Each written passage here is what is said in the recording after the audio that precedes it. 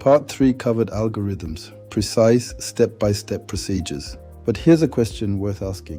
When a machine learning algorithm finishes training, what actually comes out the other end? Not the algorithm itself. That's just the recipe. What comes out is something new.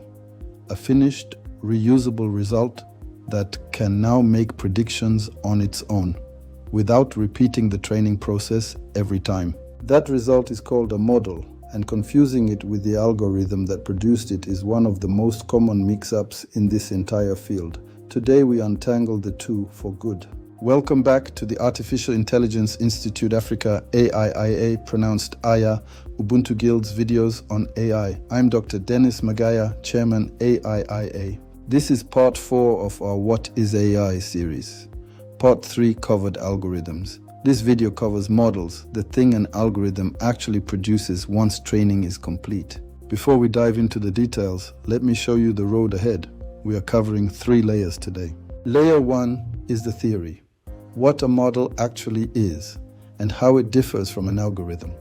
This is the foundation you must lock in. Layer 2 is the modern AI ecosystem, where you actually find models today, from foundation models to LLMs, and how the industry has completely shifted away from training from scratch. Layer 3 is the real-world life cycle, how to validate, deploy, version, and monitor models once they're actually doing the job.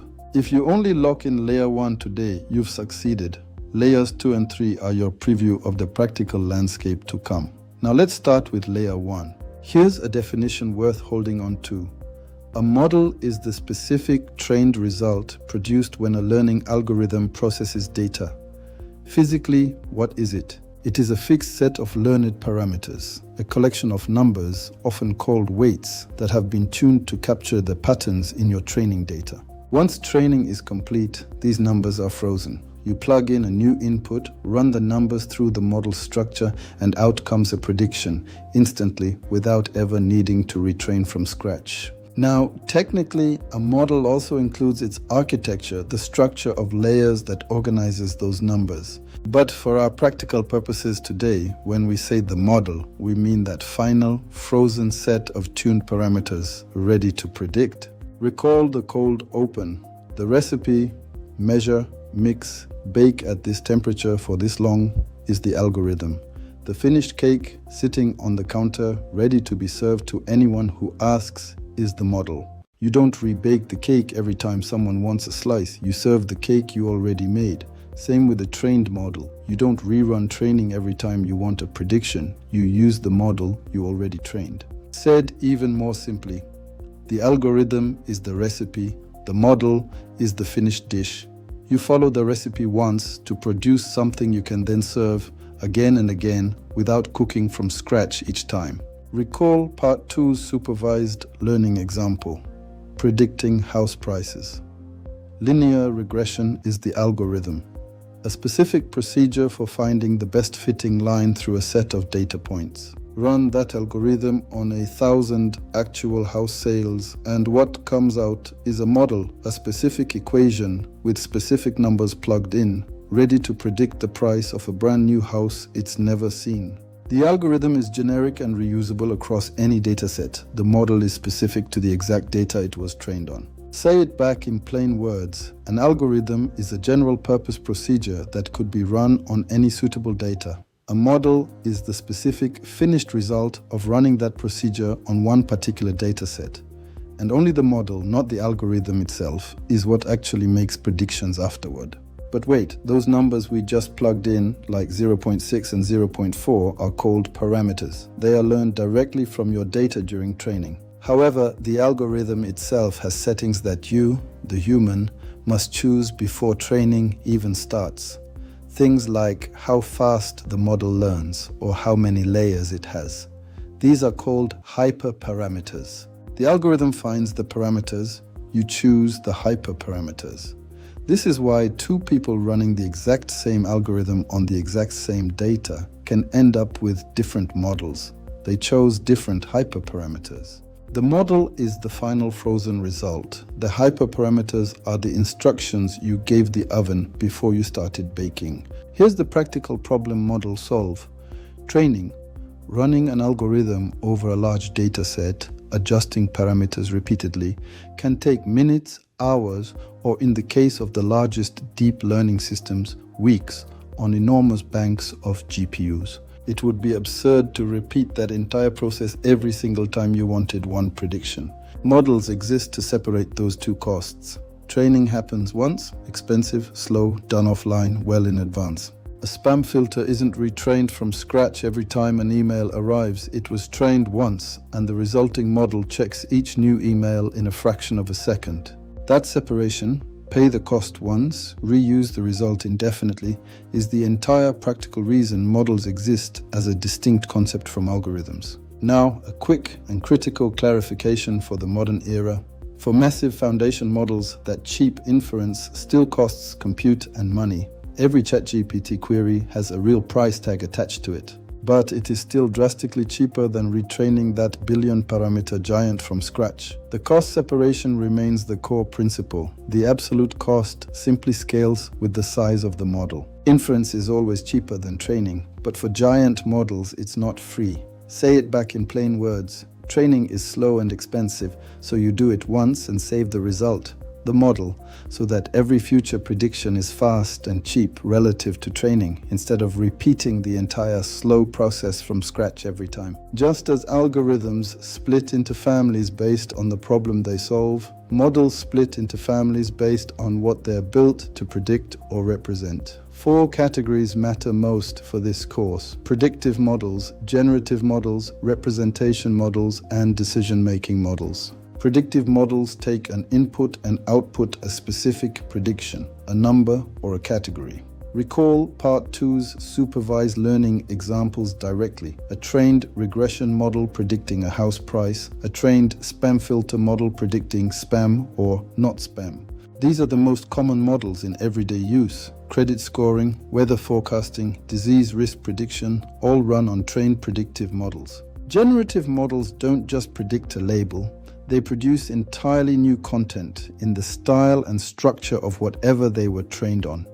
A trained language model generating a new paragraph of text, an image generation model producing a new picture from a description, and both are generative models. Having learned the underlying patterns of their training data well enough to produce plausible new examples rather than just labeling existing ones. Now, the most famous generative models today are large language models, LLMs, like ChatGPT or Gemini. They are specifically trained on massive amounts of text to predict the next word in a sequence.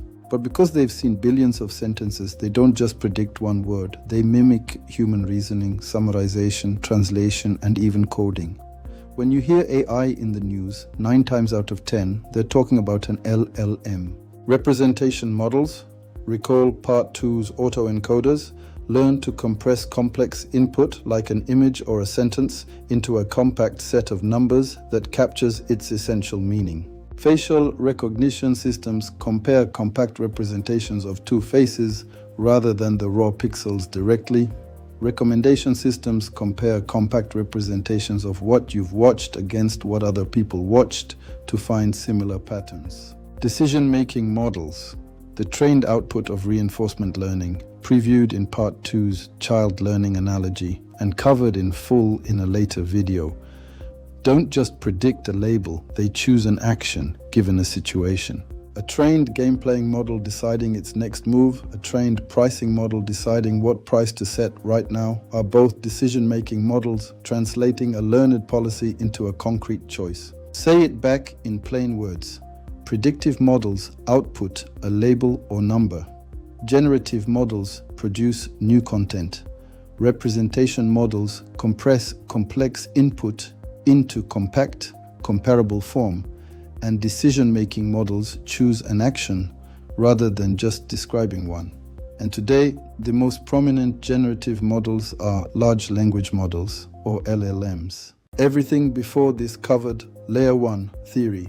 Everything after this covers Layer 2, ecosystem, and Layer 3, life cycle. If you need a break, this is a good place to stop and come back. Where do models come from? Historically, a model came from exactly one place: an algorithm run on data during training. and you can still do that today. But if we are being honest about 2026, training a massive model from scratch is incredibly rare. Instead, the AI world runs on foundation models. Think of a foundation model as the operating system of AI.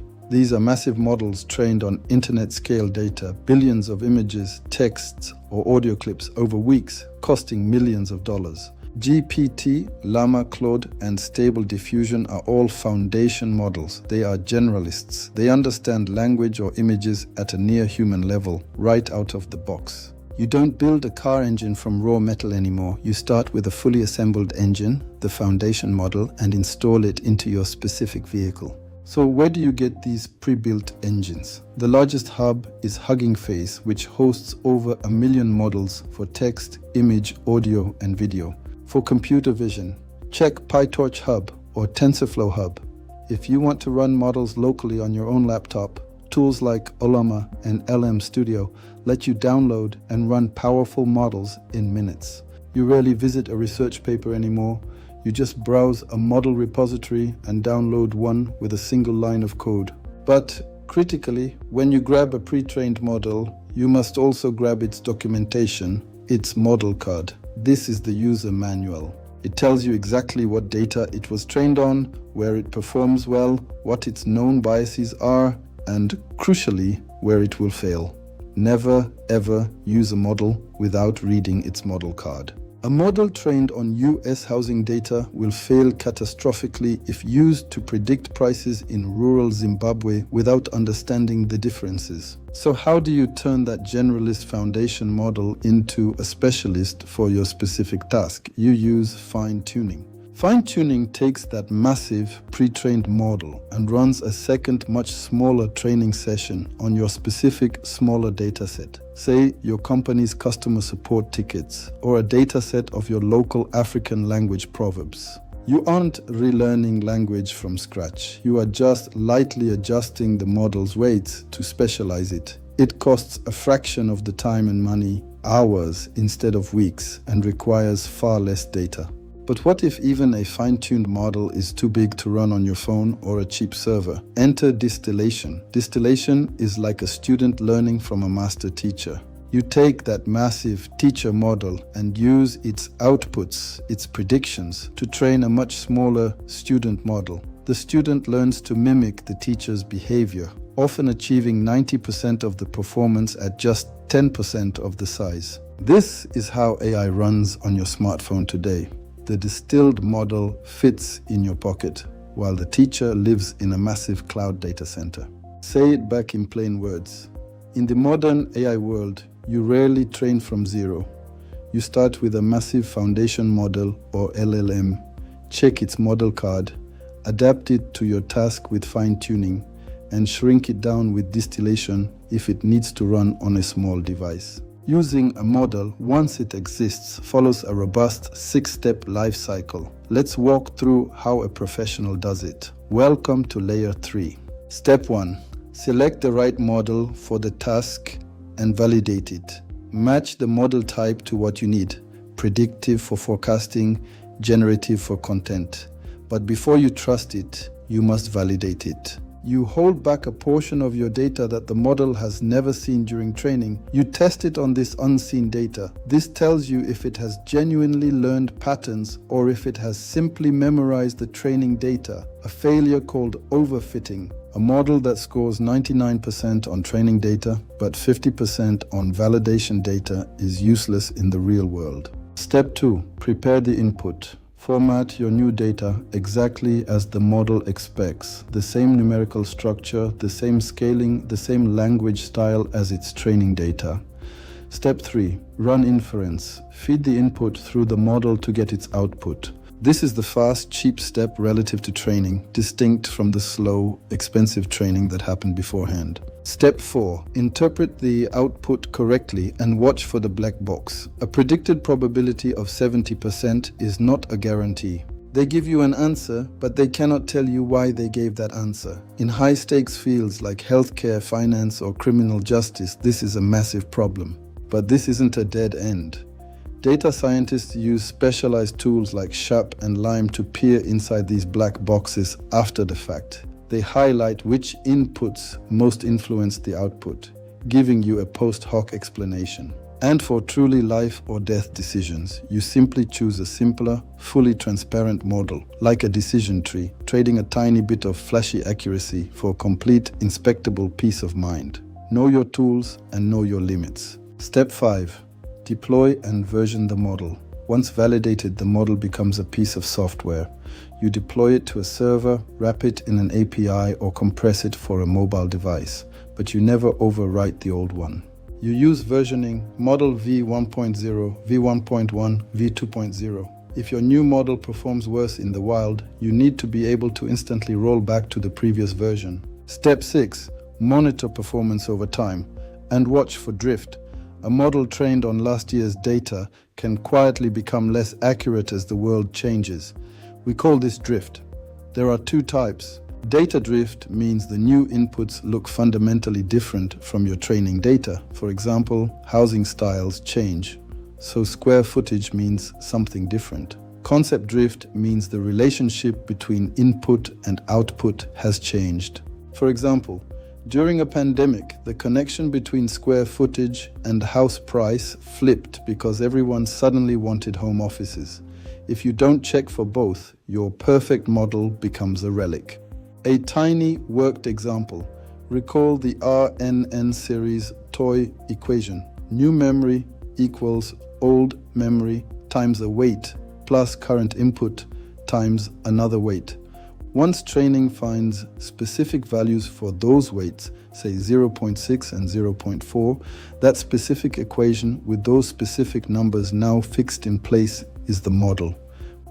Feed it old memory of 0.5 and current input of 1. 0.5 times 0.6 is 0.3, plus 1 times 0.4 is 0.4, giving 0.7. No training happened in that calculation. Just a fixed model, already trained, producing one fast prediction. That's inference. Using a model that's already been made rather than making one. Let's bring it all home. Layer 1. The algorithm is the recipe. The model is the specific frozen numerical result it produces. Parameters are learned from data. Hyperparameters are chosen by you. Layer 2. In 2026, we don't bake from scratch. We start with massive foundation models and LLMs. We check their model cards to know their limits. We adapt them with fine-tuning and shrink them with distillation. Layer 3. Before using a model, we validate it to catch overfitting. We watch out for black boxes using tools like SHAP and Lime, or switching to transparent models when stakes are high. We deploy with versioning, and we constantly monitor for data and concept drift as the world changes around them. Predictive, generative, representation, and decision-making models are the 4 major families, each solving a different shape of problem. Every architecture in our RNN, CNN, and Transformer series produces exactly this kind of model once training finishes. A trained set of weights ready to make fast predictions built on top of the algorithms covered in Part 3 and the machine learning foundations covered in Part 2.